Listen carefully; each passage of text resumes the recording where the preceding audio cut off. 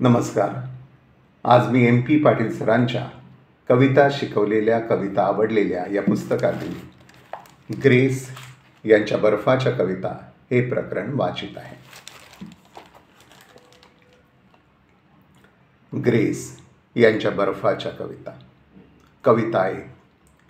एका अमरत्वाच्या संथपणाने उघळणारा बर्फाचा पाऊस, चिरनिद्रेतील माझ्या प्रार्थनाचे रंग बांधणारा बर्फाचा पाऊस, व्योमव्याकुळ अंधारातून भुरभुरणारा बर्फाचा नाद, गात्रागात्रांच्या हाकेवर जमलेले बर्फशिल्पाचे मंद अविनाशी स्तूप, अंधाराच्या प्राणगहन सुगंधावर कोसळणारी बर्फाच्या थडग्यांची आरास, त्वचेच्या मेण्यांतून उतरणाऱ्या चरणांवर वितळणारी हिमवर्ण शिशिरांची फुले, तुझ्या कुशीतील अक्षम्य स्तनांवरून वाहणारे चंद्रवाऱ्यांतील बर्फाचे पराग, बर्फाच्या मरणकालीन समाधीवरून उजळणारे शब्दभांगाराचे दीप, जशी माझ्या इंद्रियांच्या पार बसलेली अर्थसगुणांची नगरी, अंधाराच्या नशिबातून सरकवणारी बर्फ उत्सवाची यात्रा,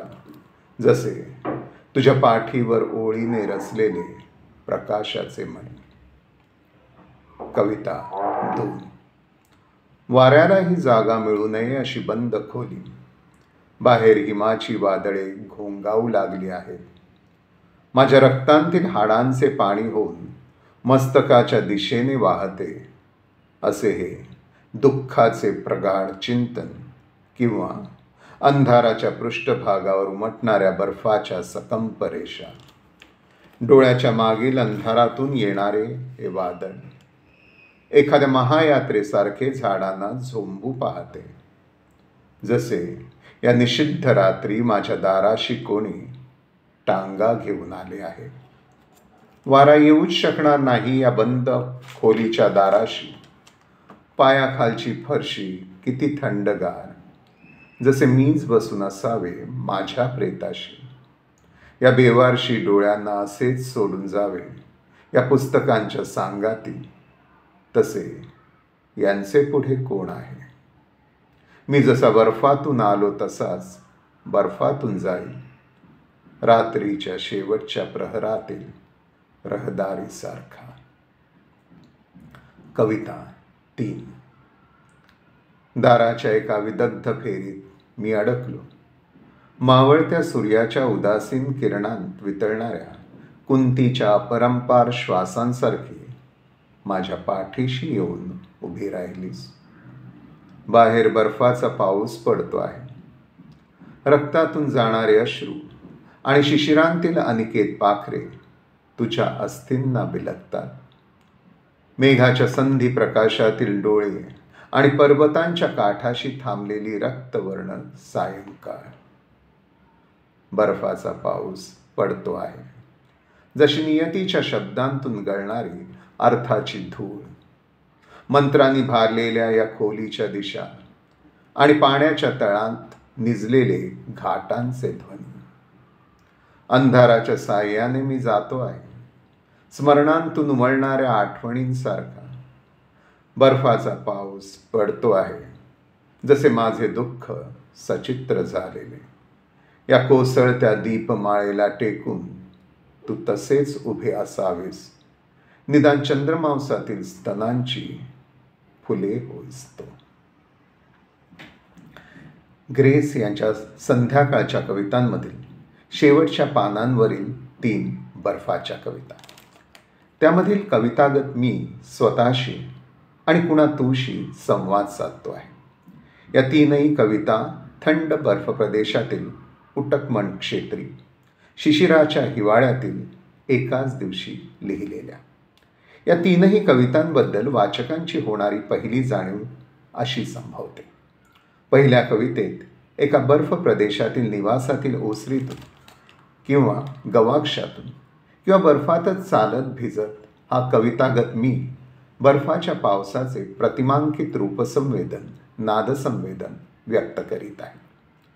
संथपणे ओघळणारा बर्फाचा पाऊस, कोसळणाऱ्या बर्फाच्या थडग्यांची आरास, हाकेवर जमलेले बर्फ शिल्पांचे स्तूप, चरणांवर वितळणारी हिमवर्ण शिशिराची फुले, वाहणारे चंद्रवाऱ्यातील बर्फाचे पराग, बर्फाची मरणकालीन समाधी, बर्फ उत्सवाची यात्रा, अंधारातून भुरभुरणारा बर्फाचा नाद, भोवतालच्या अंधाराचा प्राणगहन सुगंध. आणि दुसऱ्या तिसऱ्या कवितेत वाऱ्यालाही जागा मिळू नये अशा बंद खोलीतून त्याचे प्रतिमांकित संवेदन असेच.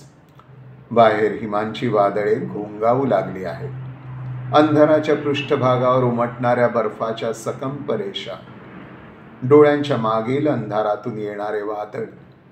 हे वादळ एखाद्या महायात्रेसारखे झाडांना झोंबू पाहते. पर्वतांच्या काठांशी थांबलेली रक्तवर्ण सायंकाळ, मंत्रांनी भारलेले या खोलीच्या दिशा आणि पाण्याच्या तळात निजलेले घाटांचे ध्वनी. हे बर्फाच्या पावसाचे बरेचसे नादगंध संवेदन आणि ते देणाऱ्या प्रतिमा काव्यात्मक तरल अनुभव देणाऱ्या आहेतच. पण या प्रतिमांच्या मागील पुढील विशेषणे आधी संदर्भ पाहिले की वाचकाला जाणवू लागते की या प्रतिमा संबंधित बर्फ निसर्गाचे केवळ रूपदर्शन इत्यादीसाठी नाही, त्यांचे काव्यात्मक कार्य अधिक खोल पाण्यातील आहे. ग्रेस यांच्या कवितांमधील प्रतिमांबद्दल असे म्हटले जाते की बहुशः त्या निसर्ग रेखाटनासाठी नसतातच. तसेच जाणीवेतील संस्कारित भावना, चित्तवृत्ती, संकल्पना, संवेदना यांना मूर्त करण्यासाठीही त्या बहुशः येत नसतात. त्या तर्कातीत प्रतिमा बहुंशी नेणिवेतील आदिम वासना, विकार आदींना उत्स्फूर्तपणे व्यक्त होण्यासाठी अवतरत असतात. प्रस्तुत कवितेतील प्रतिमांबाबत एखाद्या सहसर्जक रसिकतेला काय कितीसे जाणवले, समजले, उमजले ते जमेल तेवढे जरा नंतर बोल. त्याआधी कवितेतील मी तू बद्दल. प्रथम यांच्या तू मधील ती कोण, कशी, जिच्या कुशीतील आक्षम्य स्तनांवरून चंद्रवाऱ्यातील बर्फाचे पराग वाहत असतात, जिच्या पाठीशी प्रकाशाचे मणी ओळीने रचलेले असतात, जी मावळत्या सूर्याच्या उदासीन किरणांत या मीच्या पाठीशी येऊन उभी राहते जेव्हा तो दाराच्या विदग्ध फेरीत अडकतो तेव्हा. ह्याच्या रक्तातून जाणारे अश्रू आणि शिशिरातील अनिकेत पाखरे जिच्या अस्थींना बिलगतात, जिने कोसळत्या दीपमाळेला टेकून तिने तसेच उभे असावे, निदान चंद्रमासातील स्तनाची फुले होईस तो. अर्थाचा स्पर्शच नको अशी ही केवढी नितांत सुंदरता, केवळ आपल्या संवेदनांनी अनुभवावी अशी. तिच्याबद्दल ओघात येईल तेव्हा काहीतरी निसटते तसे बोलायला हवेच. आणि हा कवितागत मी बर्फाच्या पावसात चिरनिद्रेतील त्याच्या प्राक्तनाचे रंग बांधणारा, उजळणाऱ्या शब्दभांगाराच्या दीपात त्याच्या इंद्रियांच्या पार वसलेली अर्थगुणांची नगरी बघणारा.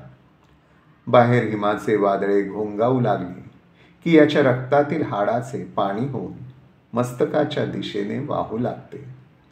निषिद्ध रात्री त्याच्या दाराशी कोणी टांगा घेऊन येतो.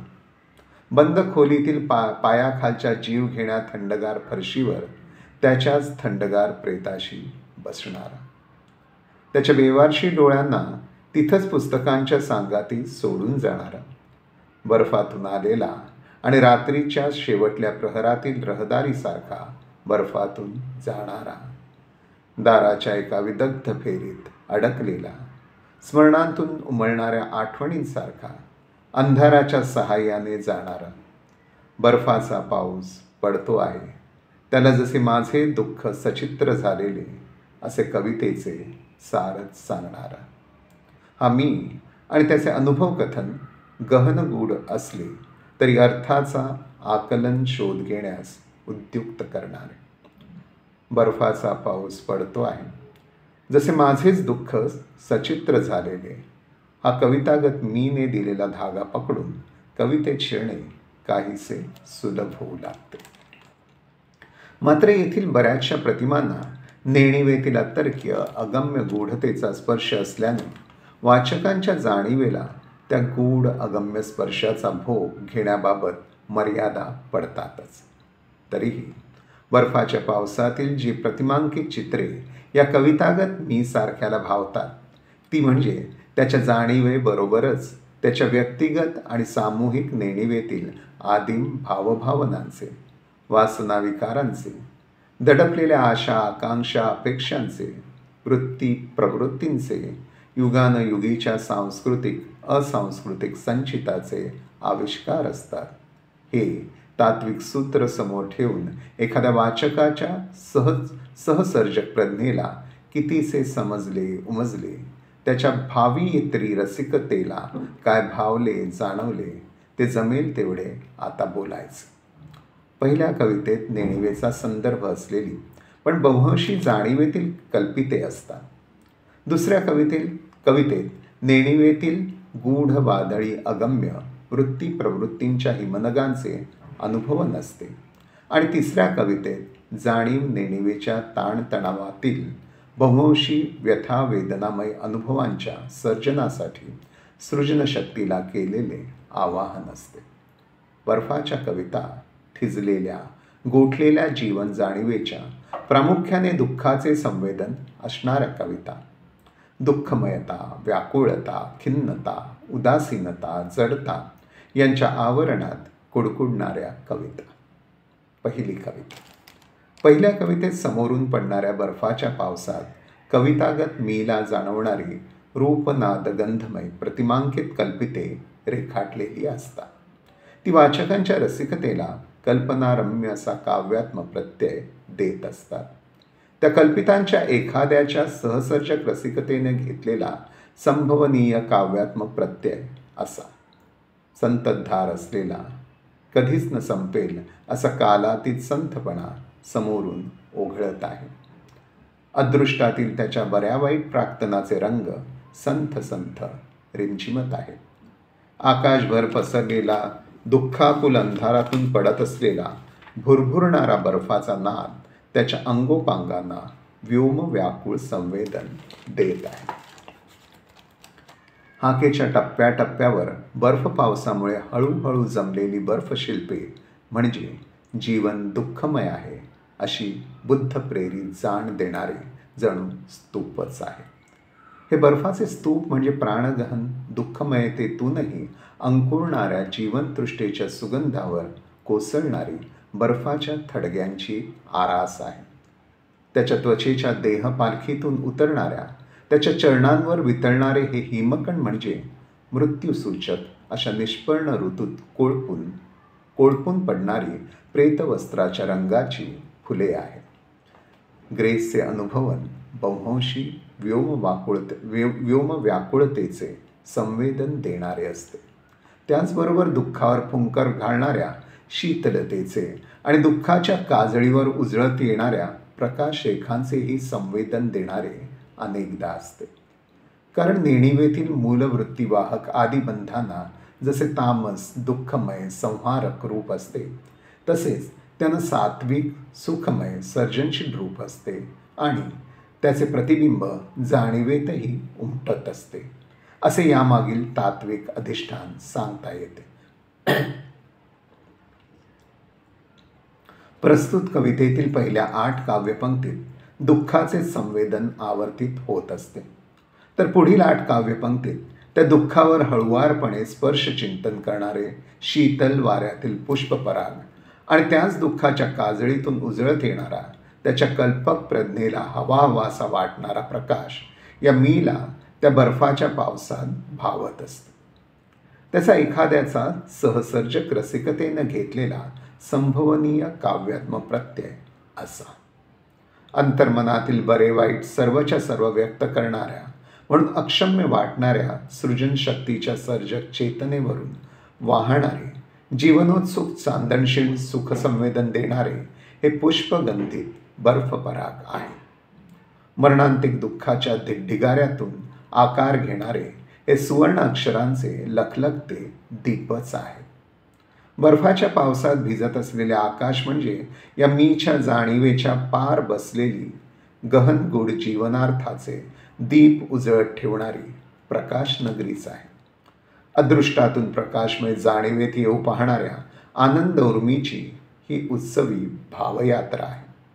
बर्फ पावसातील हे लखलखणारे हिमकण म्हणजे सृजनदेवीच्या पाठीवर ओळीने रचलेले प्रकाशाचे मणी आहे. असेही म्हणता येईल की ही जी कल्पिते या मीला बर्फाच्या पावसात या कवितेच्या उत्तर भागात भावत असतात ती म्हणजे त्याच्या अपूर्त आणि व्यामिश्र अशा आकांक्षाची जीवनोत्सुक रूपे असतात. दुसरी कविता तिथलीच, पण त्या प्रदेशातील निवासाच्या बंद खोलीतील.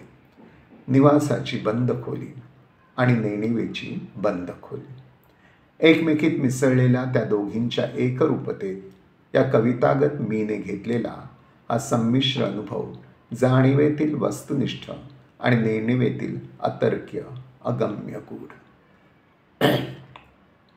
निवासाच्या बंद खोलीतून घेतला जाणारा जाणीवेतील वस्तुनिष्ठ अनुभव असा. बाहेर हिमाची वादळे घोंगावू लागली आहेत. या हिमवादळामुळे त्याच्या रक्तातील सोशिकपणा गोठला जाऊन मेंदूला बधिरता येत आहे. तीव्र हिमवेदनांनी मस्तक झिणझिणत आहे. असेही म्हणता येईल की या झिणझिण्या म्हणजे अंधाराच्या सर्वांगाला झोंबणाऱ्या, थरकाप करणाऱ्या बर्फरेषा आहेत. दृक संवेदनाच्या पलीकडच्या अंधारातून येणारे हे महावादळ एखाद्या मृत्यूसमयीच्या महायात्रेसारखे झाडांना झोंबत आहे. जणू काय ते या वादळी महायात्रेत त्याला ओढून नेण्यासाठी या निषिद्ध क्षेत्रातील खोलीच्या बंद दाराशी रात्रीच्या निषिद्ध वेळी टांगा घेऊन आले आहे. वाराही येऊच शकणार नाही अशी बंद दाराची खोली, पायाखालील फरशी सर्वांगाला गोठवून टाकणारी थंडगार, अशा थंडगार फरशीवर बसलेला तो म्हणजे जणू काही त्या फरशीवर गोठून बसलेले त्याचे प्रेतच. त्याचे डोळेही गोठलेले, म्हणून त्याला वाटते की इतरत्र वारस नसलेल्या या गोठलेल्या डोळ्यांना या बंद खोलीतील पुस्तकांच्या सोबतीला सोडून बाहेर निघून जावे. नाहीतर त्या दोघांना एकमेकांच्या सोबतीशिवाय दुसरे कोण आणि काय आहे. या बंद खोलीत अशा अवस्थेत राहण्यापेक्षा येथून बाहेर पडून जसा बर्फातून आलो तसाच रात्रीच्या शेवटच्या प्रहरातील रहदारीसारखा बर्फातून जावे असे त्याला अगतिकतेने वाटत आहे. या बंद खोलीत वस्तुनिष्ठ अनुभव घेत असतानाच नेणिवेतील ते गूढ अगम्य अतर्क्य अनुभवही या मीला भावत असतात. जाणीवेतील संज्ञेला जिथे जागा मिळू नये, प्रवेश मिळू नये असे नेणिवेचे तळघर, जेथून आदिबंध रूप प्रतिमा मूर्त होत असतात. व्यक्तिगत नेणिवेच्या पलीकडील हे तळघर आदिमानवापासूनच्या मानवजातीच्या अनेक पिढ्यांच्या अनुभवांच्या संचिताचे तळघर. सामूहिक नेणिवेच्या या तळघरातील संचिताबरोबरच हा मी तिच्या बाहेरील व्यक्तिगत नेणिवेतील जे वासना विकारांचे वादळ घोंगावत असते तेही तो अनुभवत असतो. मानवी दुःखाचे कारण ठरणारे वादळ या मीच्या रक्ताला, हाडांना, मस्तकाला, त्याच्या शारीरिक, भावनिक, वैचारिक सर्वच अंगोपांगांना ढवळून काढीत असते. मानवी दुःखाच्या प्रगाढ चिंतनाचे रसायनच तो अनुभवत असतो.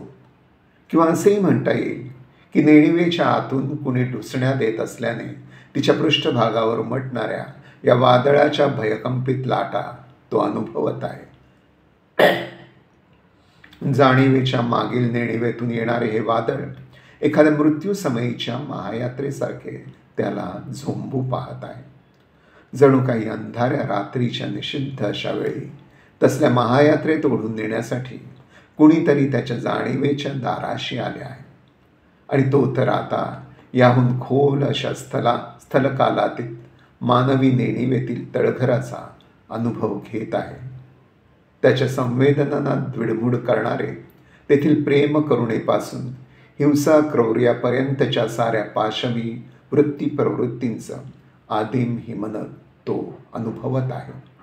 जणू हे त्याच्याच अंतर्मनातील आदिम वृत्ती प्रवृत्तींचे पाशवी हिमनद त्याच्या संवेदनांना हादरा देत द्विडमूड करीत आहे.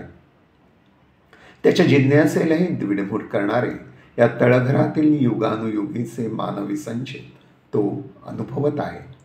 हे तळघरातील सारे हिमनद त्याला हादरे देत द्विडमूड करीत आहेत.